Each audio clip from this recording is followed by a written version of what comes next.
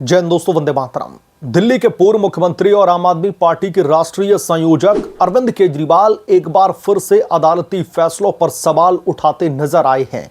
हाल ही में गुजरात की एक सत्र अदालत ने आम आदमी पार्टी के नेता और विधायक चेतर वसावा को वन अधिकारियों पर हमले तथा जबरन वसूली के मामले में 7 साल की सजा सुना दी। और यह सजा सिर्फ आम आदमी पार्टी के विधायक को नहीं बल्कि उसकी पत्नी को भी सुनाई गई है।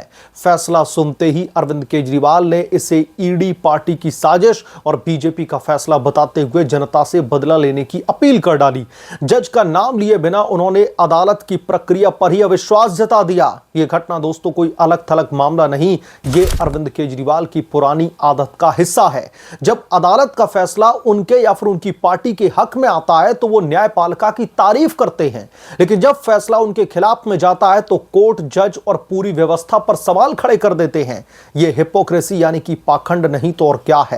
गुजरात के राजपीपला की अतिरिक्त सत्र अदालत के न्यायाधीश एवी हिरपारा ने मंगलवार को चेतर वसावा और उनकी पत्नी शकुंतला और तकरीबन 6 अन्य को दोषी ठहराते हुए जो है ये बड़ा फैसला जारी किया है। उनके ऊपर आरोप थे कि उन्होंने वन अधिकारियों पर हमले करवाए, जबरन वसूली की और संबंधित अपराध भी किए। अदालत ने सभी को 7 साल की कैद और 25-25 हजार रुपए का जुर्माना भी लगाया है। फैसले के बाद में वसावा की विधायकी भी छीन ली गई। अरविंद केजरीवाल ने इसे ईडी पार्टी की साजिश बताया है, यानी कि सीधे तौर पर भारतीय जनता पार्टी पर निशाना साध रहे हैं अरविंद केजरीवाल।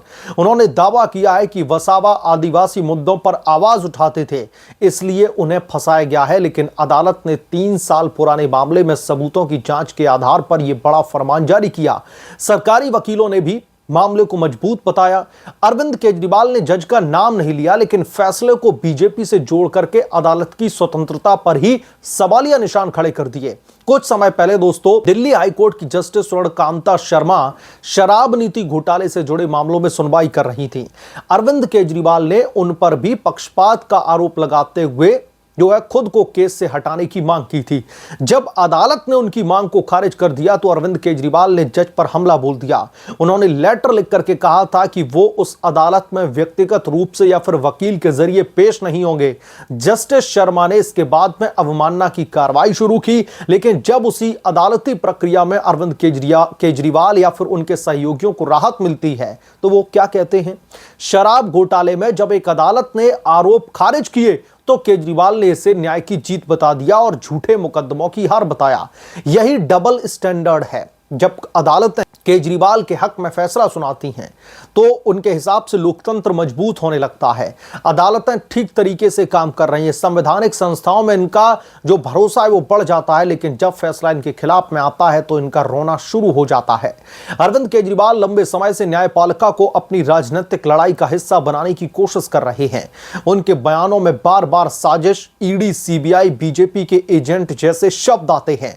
यह तरीका लोकतंत्र के लिए खतरनाक है। अदालत की गरिमा पर भी वो बार बार हमला करते हैं। हर फैसले को बीजेपी का फैसला बताना न्यायपालिका की स्वतंत्रता को भी कमजोर करता है। वहीं अगर जनता को भड़काने की बात करें, जनता बदला लेगी, जैसा कि अरविंद केजरीवाल कह रहे हैं। इस तरीके के बयान कानून व्यवस्था के लिए चुनौती है। चुनिंदा विश्वास की अगर हम बात करें, जब फैसला पक्ष में हो तो न्यायपालिका महान, जब उनके खिलाफ में आए तो न्यायपालिका भ्रष्ट है। यही केजरीवाल हैं जो समय जो है अनरूलिंग पार्टी यानी कि अनियंत्रित सरकार के खिलाफ में लड़ाई लड़ा करते थे। आज वो खुद सत्ता में रहते हुए या सत्ता से बाहर निकलते हुए अदालतों पर उसी तरीके के सवाल उठा रहे हैं जिसकी वो आलोचना किया करते थे। ये समस्या केवल अरविंद केजरीवाल या फिर आम आदमी पार्टी तक सीमित नहीं है। कई विपक्षी नेता यही करते हैं, सत्ता में रहते हुए न्यायपालिका की प्रशंसा, सत्ता से बाहर निकलते हुए उसकी निंदा। लेकिन अरविंद केजरीवाल का मामला इसलिए ज्यादा गंभीर है क्योंकि वो ईमानदार राजनीति और सकारात्मक बदलाव का नारा देते रहे। सच्चाई तो यह है कि कानून सबके लिए बराबर है। अगर चेतर वसावा निर्दोष हैं तो उनके पास में अपील का भी पूरा अधिकार है। उच्च अदालतें हैं, सुप्रीम कोर्ट है, लेकिन फैसले को साजिश बता करके शुरू से ही अदालत की विश्वसनीयता पर सवाल खड़ा करना पूरी तरीके से गलत है। अरविंद केजरीवाल लोगों के बीच में क्या मैसेज देना चाहते हैं? आप एक बतौर जिम्मेदार नेता हैं, आप जनता के बीच में क्या संदेश देने की कोशिश कर रहे हैं कि इस देश की अदालतें बिक चुकी हैं, इस देश की अदालतें अपने हिसाब से फैसला नहीं सुनाती, बीजेपी से जो है कहीं ना कहीं इन्फ्लुएंस होती हैं, अदालतें परफेक्ट नहीं होती हैं। लेकिन हमारी लोकतांत्रिक व्यवस्था का सबसे महत्वपूर्ण स्तंभ है अदालतें। अगर नेता हर असुविधाजनक फैसले पर कोर्ट को निशाना बनाएंगे तो अंत में कानून का राज कमजोर होगा। अरविंद केजरीवाल को अपनी इस हिपोक्रेसी पर गंभीरता से सोचना चाहिए। आम आदमी पार्टी का नाम आम आदमी का है, लेकिन आम आदमी न्यायपालिका में विश्वास रखता है। इसे राजनीतिक बयानों से भ्रमित नहीं किया जाना चाहिए। जनता सच्चाई देख रही है और इतिहास गवाह है। जो नेता अदालतों को कमजोर करने की कोशिशें करते हैं वो अंत में खुद इतिहास के कटघरे में खड़े होते हैं। और यही हाल फिलहाल अरविंद केजरीवाल का है। अरविंद केजरीवाल दिल्ली गवा बैठे, उसके बाद में पंजाब में आम आदमी पार्टी में क्या चल रहा है अच्छी तरीके से जानते हैं। और इस बात का आभास अरविंद केजरीवाल को भी है कि जब भी अब पंजाब में इलेक्शन होंगे तो वहां से आम आदमी पार्टी की विदाई तय है। वहां पर जिस तरीके से भ्रष्टाचार को पनपाया जा रहा है, पहले अरविंद केजरीवाल ने दिल्ली को भ्रष्टाचार की गर्त में धकेल दिया और अब वही हाल पंजाब में भी होता दिख रहा है। तो ये अरविंद केजरीवाल अच्छी तरीके से जानते हैं कि उनका हाल जैसा दिल्ली में हुआ था आम आदमी पार्टी का, वही हाल पंजाब में भी होने वाला है। और सबसे बड़ी बात यह है कि गुजरात में जो उनके पास में एक आधा विधायक था, और जब विधायकी छीनी गई, 7 साल की सजा का फरमान जारी किया गया, तो अरविंद केजरीवाल को वेंडेटा पॉलिटिक्स दिखाई देने लगती है कि अरविंद केजरीवाल के एक विधायक से सरकार गिरने वाली थी गुजरात में भारतीय जनता पार्टी की। कि अरविंद केजरीवाल का एक विधायक वहां की पूरी सरकार को बहुत ज्यादा चिंतित कर रहा था, परेशानियों में डाला हुआ था। जो बीजेपी पॉलिटिकल वेंडेटा के तहत अदालतों के जरिए उनके विधायक के ऊपर कार्रवाई करवाएगी, उनके विधायक को जो है उनकी विधायकी छीन ली जाएगी।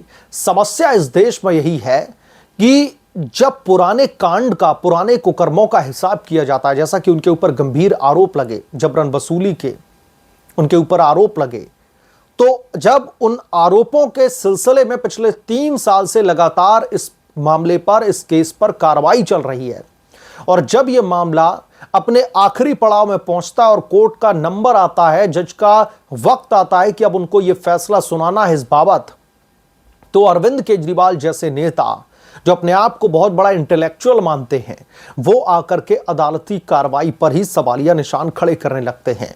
वो आकर के जजेस के जो फैसले हैं उनको कटघरे में खड़ा कर देते हैं। अब जब 7 साल की सजा का फरमान जारी किया गया, आम आदमी पार्टी का जो विधायक है उसकी विधायकी उससे छीन ली गई, क्योंकि उसके ऊपर जो गंभीर आरोप लगे हैं, उन आरोपों के बाद में वो विधायक नहीं रह सकता। तो फिर अरविंद केजरीवाल ये रोना रोने लगते हैं। वैसे केजरीवाल साहब का ये रोना कोई नया नहीं है। अरविंद केजरीवाल दिल्ली के शराब घोटाला मामले से ही लगातार इस तरीके के बयान देते आए हैं। अदालतों से उनका विश्वास गिरता और उस पर उठता हुआ कई बार लोगों ने देखा है, क्योंकि बार बार जब फैसला उनके हक में नहीं आया तो उन्होंने अदालतों को ही कटघरे में खड़ा कर दिया।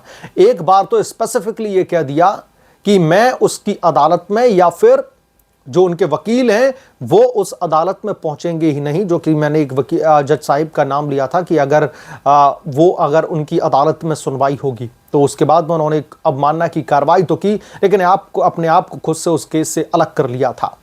अब एक बार फिर से वही पटकथा दोहराई जा रही है। जब गुजरात की एक अदालत आम आदमी पार्टी के विधायक को 7 साल की सजा का फरमान सुनाती है तो फिर से वही नौटंकी शुरू हो जाती है। और ये आम आदमी पार्टी की, अरविंद केजरीवाल की एक तरीके से हॉबी बन चुकी है। इनका यह पेशा बन चुका है कि अदालती फैसलों पर सवाल खड़े किए जाएं, बीजेपी, ईडी, सीबीआई, सीआईडी सबको बदनाम किया जाए और लोगों के बीच में नैरेटिव सेट करने की कोशिश की जाए कि इस देश में तो तानाशाह की सरकार चल रही है। बहरहाल इस मामले पर आपकी क्या राय है, हमें कमेंट करके जरूर बताएं। जल्द मिलूंगा किस दूसरे बड़े अपडेट के साथ में, तब तक के लिए धन्यवाद। अगर आप लोग चैनल पर नए हैं तो प्लीज चैनल को सब्सक्राइब करें, साइड बने बेल आइकन को जरूर प्रेस करें, ताकि जब भी मैं कोई बड़ी खबर लेकर के आऊं तो इसकी जानकारी सबसे पहले आपको मिले।